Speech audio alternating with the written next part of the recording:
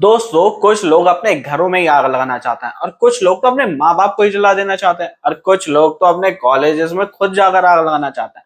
अगर आप मुझे सुनकर शॉक हो रहे हैं तो मैं आपको बता दूं कि वही लोग हैं जो हाल में हो रहे प्रोटेस्ट की पोस्ट पे जाकर लिख रहे हैं कि इंडियंस कहाँ हैं, इंडिया के जेंजी कहाँ हैं, वो प्रोटेस्ट क्यों नहीं कर रहे हैं, वहां पर आग क्यों नहीं लगाई जा रही है। इंडिया में तो कायर लोग रहते हैं, वो तो कभी रोड पे उतर ही नहीं पाएंगे।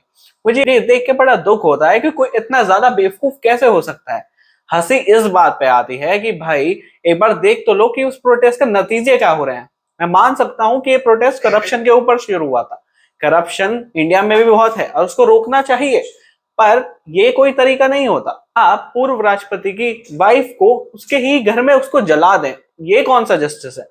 अगर आपको करप्शन से ही दिक्कत है तो आप कोर्ट जाकर इलाज कर सकते हैं या इलेक्शन में उन नेताओं को ना चुनकर इलाज कर सकते हैं, ना कि किसी को मार के या जलाकर।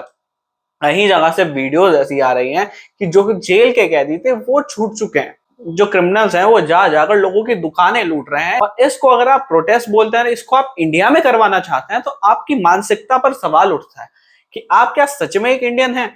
क्या आप इंडिया का भला भी चाहते हैं या आप सिर्फ अपने ही फायदों के लिए खेल रहे हैं। उसके अलावा मैं एक सवाल और पूछना चाहूंगा, अगर ये प्रोटेस्ट सच में जेंजी ही लीड कर रहे थे, ये कौन से जेंजी हैं जो ऐसी हरकतें कर रहे हैं।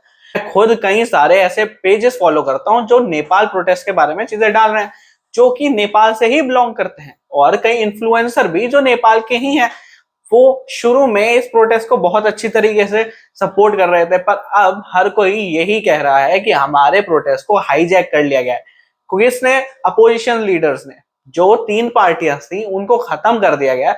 उसके अलावा जो कोई नया लीडर खड़ा होना चाह रहा है वो इस सबको लीड कर रहा है, ना कि कोई जेंजी प्रोटेस्ट।